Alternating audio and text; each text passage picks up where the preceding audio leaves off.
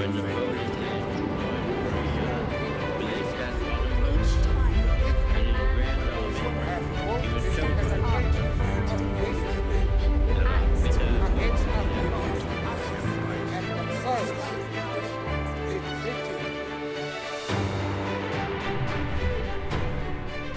pasado viernes por la tarde recibí el encargo de Su Majestad de constituir una nueva administración.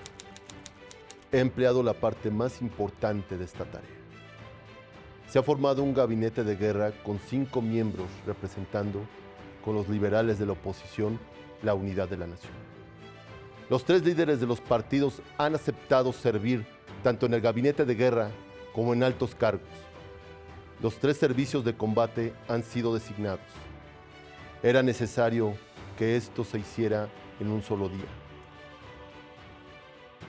Teniendo en cuenta la extrema urgencia y el rigor de los acontecimientos. Los asuntos que serán considerados durante esta semana serán notificados a los miembros del Parlamento lo antes posible. Ahora invito a la Cámara, mediante la moción interpuesta en mi nombre, a que otorgue su aprobación a las decisiones ya adoptadas y declare su confianza en el nuevo gobierno. Constituir una administración de esta complejidad ya es una tarea muy seria en sí misma, pero debe de recordarse que estamos en la fase preliminar de una de las grandes batallas de la historia, que estamos actuando en muchos otros puntos en Noruega y en Holanda, que tenemos que estar listos en el Mediterráneo, que la batalla aérea es continua. Diré a esta Cámara, tal y como le dije a aquellos que se han unido a este gobierno, no tengo nada que ofrecer, sino sangre, esfuerzo, lágrimas y sudor. Tenemos ante nosotros muchos largos meses de lucha y sufrimiento. Y si me preguntan, ¿y cuál es tu política? Les diré, hacer la guerra por mar, tierra y aire, y con toda nuestra potencia y con toda la fuerza que Dios nos pueda dar, nunca superada en el oscuro y triste catálogo del crimen humano. Esa es nuestra política. Preguntarán entonces, ¿cuál es nuestro objetivo? Puedo responder con una sola palabra: victoria. Victoria a toda costa. Victoria a pesar del terror. Victoria por largo y duro que sea el camino. Porque sin victoria no hay supervivencia. En este momento me siento capacitado y por eso digo, vengan, pues, y avancemos juntos con nuestras fuerzas unidas.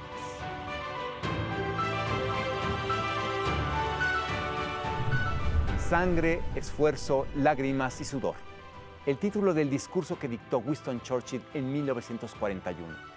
Una potente arenga para que el pueblo británico entre en la Segunda Guerra Mundial. Tenemos para hablar ahora en Estamos en lo Dicho, este programa que habla sobre discursos que cambiaron determinantemente la historia del mundo, a Josué Ramos. Bienvenido, Josué. Voy a leer tu semblanza. Josué es egresado de la licenciatura en Derecho por la Universidad Autónoma Metropolitana, maestro en Derecho de las Empresas por la Universidad Anáhuac, maestro en Comunicación Política y Gobernanza por The George Washington University. Se ha desempeñado como abogado de empresa y ha dirigido su propia firma de abogados. Fue secretario técnico de la coalición del Movimiento Progresista que postuló al licenciado Andrés Manuel López Obrador como candidato a la presidencia de la República. Fue oficial mayor de la Asamblea Legislativa del Distrito Federal, asesorando el proceso de redacción de la Constitución de la Ciudad de México. Josué, gracias por estar acá. Saludos a la audiencia, muchas gracias al canal del Congreso y muchas gracias a la producción de Estamos en lo Dicho. Muy bien. Y ahora vamos a pasar con nuestro otro invitado, Rodrigo Coronel. Él es licenciado en Ciencia Política por la Universidad Autónoma Metropolitana Iztapalapa, maestro en Periodismo en Política por la Escuela Carlos Septién García y cuenta con una especialización en Literatura Mexicana del siglo XX por la UAM Azcapotzalco. Es maestro de Oratoria y Debate. Ha sido periodista y ha escrito en medios como La Jornada Semanal, la revista Zócalo, La Tempestad, Confabulario. Ha trabajado en UAM Radio. Fue consejero electoral distrital y actualmente subdirector editorial y de fomento a la lectura en la oficina de la Presidencia de la República. Bienvenidos ambos a hablar sobre este discurso que es verdaderamente sorprendente. Esta serie ha tomado muchos discursos, todos relevantes, pero este es muy corto. Si mal no recuerdo, dura 5 minutos. La mitad del discurso se va en cuestiones más bien protocolarias, digámoslo así, y aún así es de una fuerza brutal. Me gusta pensar que este discurso no solo lo escuchaban los británicos, obviamente, estaban escuchando todas las facciones. Me puedo imaginar a Hitler escuchando en la radio este discurso. ¿Qué significaba para los británicos, para el mundo entero? Era una decisión importantísima la que él tenía que hacer. No está hablando de un país, está hablando del planeta, ¿no? Es muy interesante. Entonces, bueno, el decantado de frases está potentísimo, ahorita se las iré diciendo, y me gustaría que ustedes las tomen para hablar sobre ello, sobre este personaje que a mí personalmente me hace una referencia como de un padre bondadoso, pero con una determinación, ¿no? Creo que muchos tenemos esa imagen, al menos mi abuelo era así, era un hombre muy determinado, pero en su corazón era muy bondadoso. Bueno, vamos, dice aquí: el pasado viernes por la tarde recibí el encargo de Su Majestad de constituir una nueva administración. Era necesario que esto se hiciera en un solo día, teniendo en cuenta la extrema urgencia y el rigor de los acontecimientos. ¿Qué acontecimientos acaban de ocurrir? Bueno, Alemania acaba de invadir Noruega, lo que hizo el gobierno británico en un afán, el presidente anterior, en un afán de paz. Yo no sé si es de paz o de miedo, no sé qué es, pero se necesita cambiar de voluntades. Y aparece este personaje. ¿Quién quisiera hablar sobre esto, por Con favor? mucho gusto. Redondeando el contexto histórico. Para 1940, la Alemania nazi tenía ya conquistados Polonia, Noruega, Dinamarca, Países Bajos, Bélgica y Francia. En ese momento Inglaterra se enfrentaba a dos grandes crisis: la interna, por la dimisión del primer ministro Chamberlain, y la externa, por la Segunda Guerra Mundial. Es un momento de una crisis profunda en donde se requería el liderazgo de una persona fuerte, con una visión clara, y ese es Winston Churchill. Sin la menor duda, sin la menor duda. Y en este llamado, esta urgencia que hace, que como decíamos se pierde mucho o se utiliza mucho el discurso en lo protocolario, dice cosas interesantísimas como el que pone en lugares claves a los líderes de oposición. Estamos nosotros en esa capacidad, hemos visto ese ejemplo en nuestros contextos inmediatos, de poner al opositor en una posición clave. Claro, la unión hace la fuerza en un momento grave. Llamas a la mejor persona, no importa cuál sea su ideología, ni siquiera su pasado, ¿no? ¿Qué es lo mejor para todos? A mí me parece sorprendente cómo tiene este valor y también crea un efecto unificador, no hay la menor duda. Tiene una frase para ti, Rodrigo. Invito a la Cámara, que es en el mismo tenor que estamos hablando, a que otorgue su aprobación a las decisiones adoptadas y declare su confianza al nuevo gobierno. La palabra confianza me parece clave. Bueno, ahí no dudo que Winston Churchill hubiera tenido también el propósito político, incluso agregándole ironía al asunto, de lanzar esa puya también a su propio partido, porque en ese entonces Churchill no era precisamente el hombre más querido por los conservadores. De hecho, antes de que nombraran a Winston Churchill como primer ministro, había otra opción antes de que él llegara a ser primer ministro. El canciller de entonces, Lord Halifax, estaba, digamos, en la primera línea de sucesión. Sin embargo, se sabe o se cuenta en la historia que Halifax cede su lugar, por decirlo de algún modo, al ímpetu que había impreso Winston Churchill. Ahora, el haber colocado en espacios particularmente sensibles a los líderes de la oposición británica, particularmente a los miembros del Partido Laborista, entre ellos Clement Attlee, quien sería posteriormente primer ministro, tiene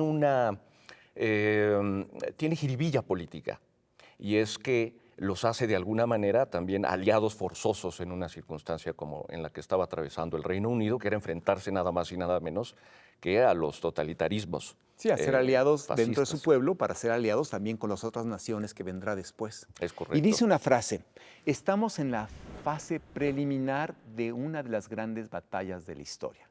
No hay la menor duda. Este discurso tiene, sabemos que Winston Churchill es como el ejemplo del gran orador del siglo XX, ¿no?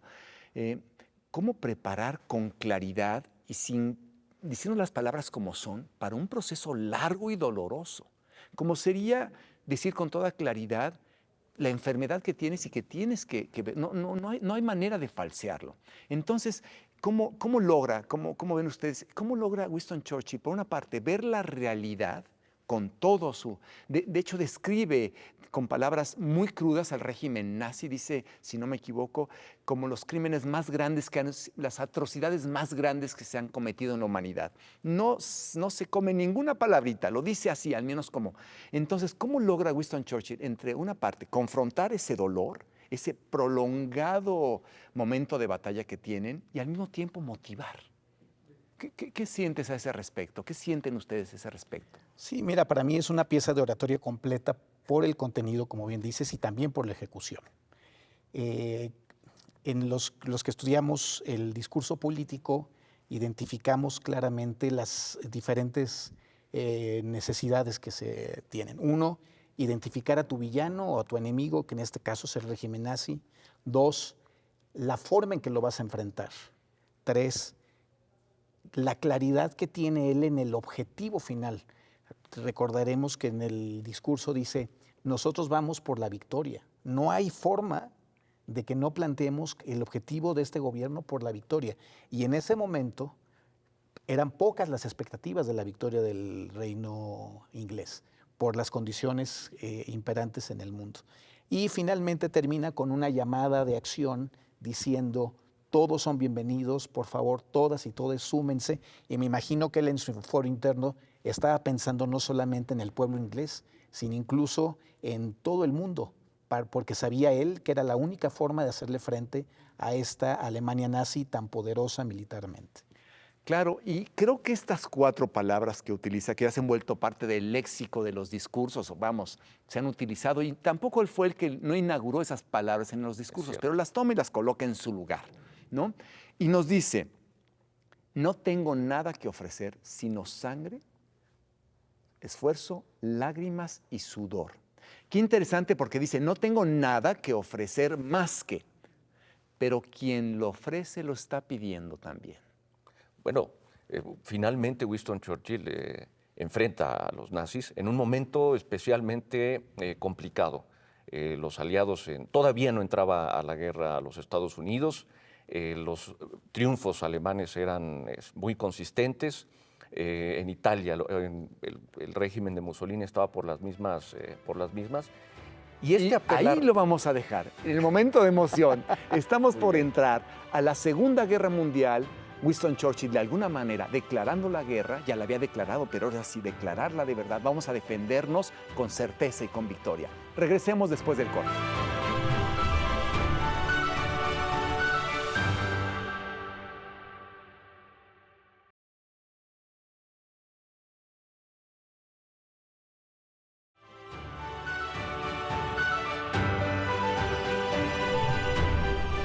Regresamos a Estamos en lo Dicho, hablando sobre el discurso de Winston Churchill en 1940.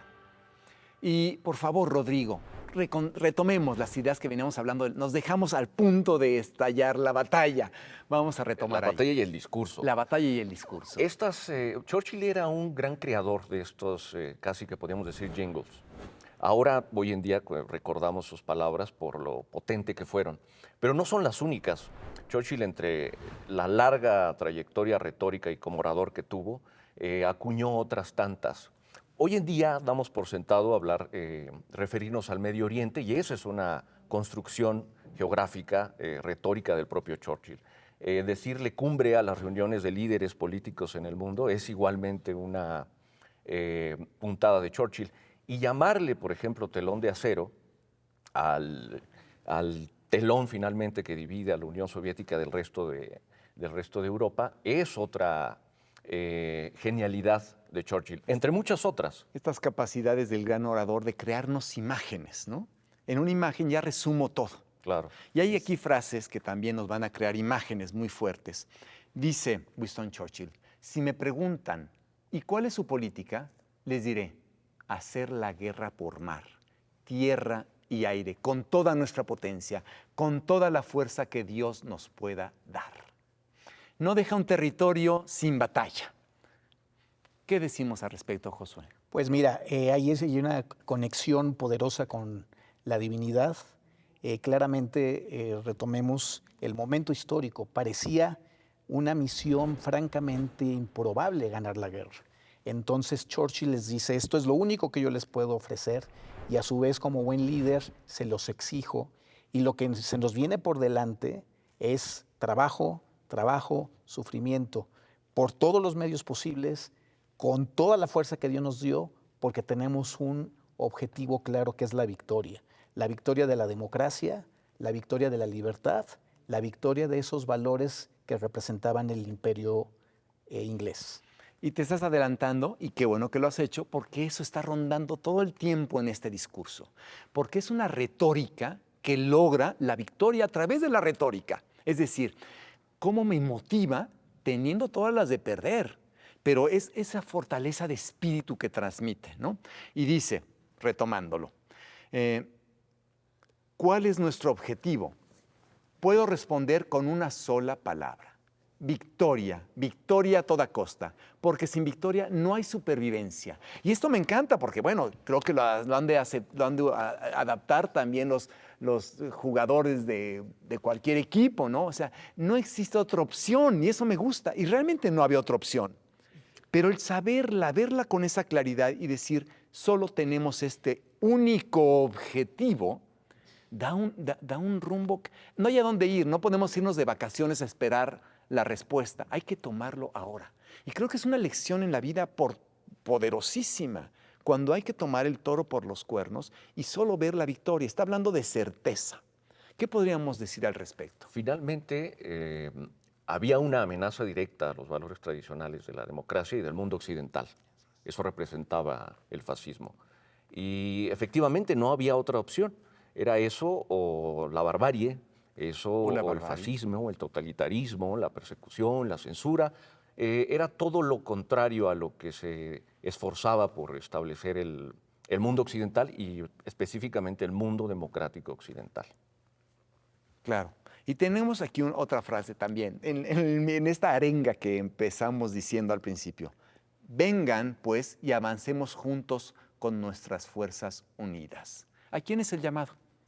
Pues, como comentábamos hace algunos instantes, me imagino que en el fuero interno de Churchill está muy claro que su primer objetivo es motivar al pueblo inglés, a los combatientes ingleses que están en la primera línea, a los que están en el mar, a las fuerzas del aire, pero también tiene un impacto muy importante del otro lado del mar, ¿no? Los Estados Unidos estaban muy atentos a estos llamados y finalmente son ellos el fiel de la balanza que determina el curso de la historia. Churchill desde el primer día estuvo en un amplio proceso de negociación intentando que Estados Unidos participara de manera decidida, y es hasta 1941, con el ataque a Pearl Harbor, que Estados Unidos decide entrar. 4 años después, en el 45, se rinde Alemania y más tarde Japón. Sin embargo, me parece que este mensaje está destinado primero al pueblo inglés, pero también al mundo entero.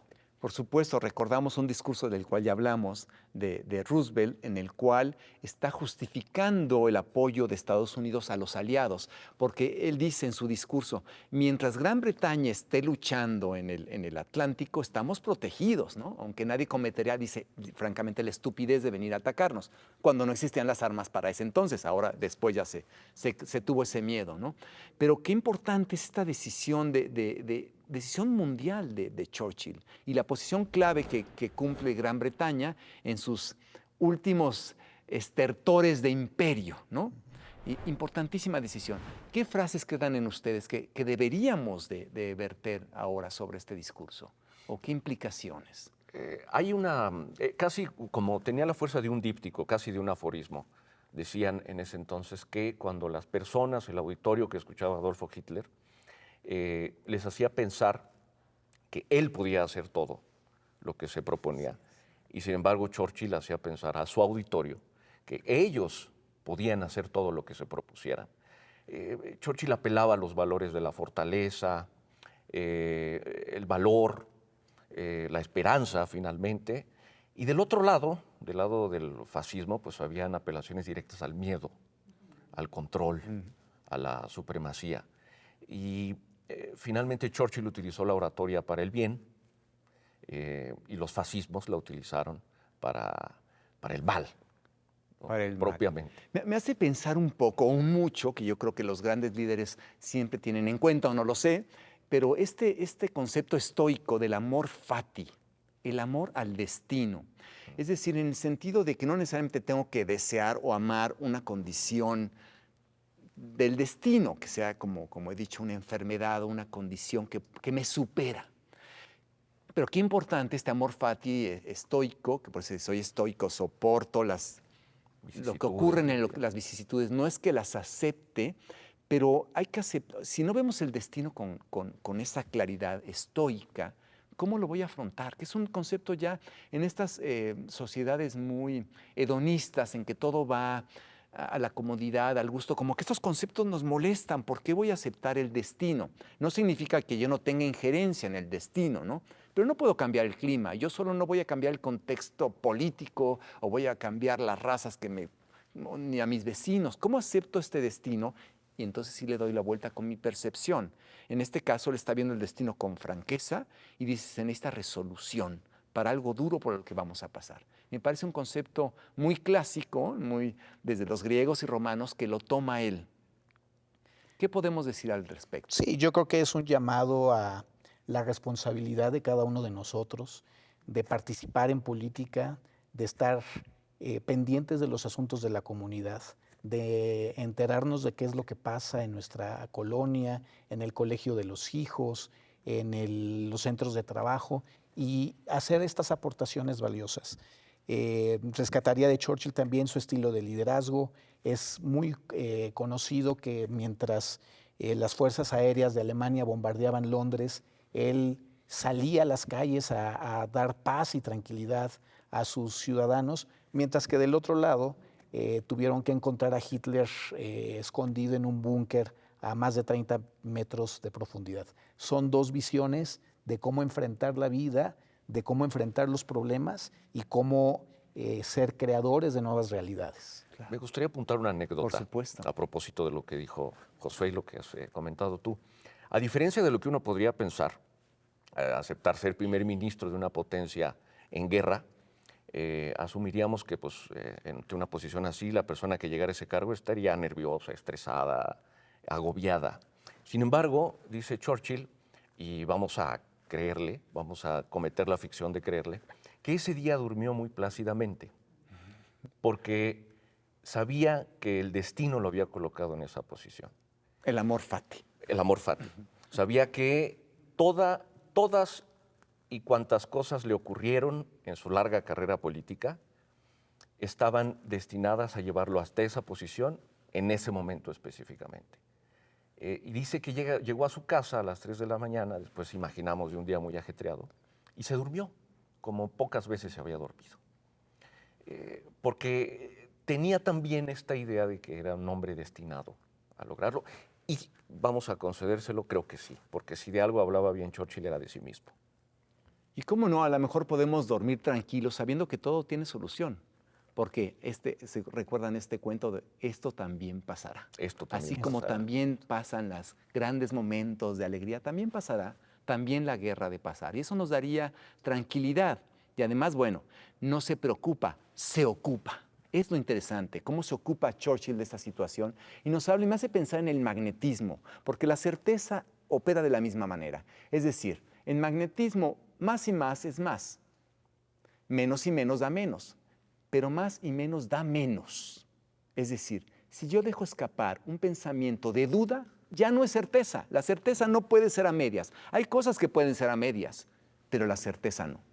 ¿Qué tanto somos capaces de tener certeza para nuestros resultados? Tiene que ser absoluta. Y entonces todo puede ser.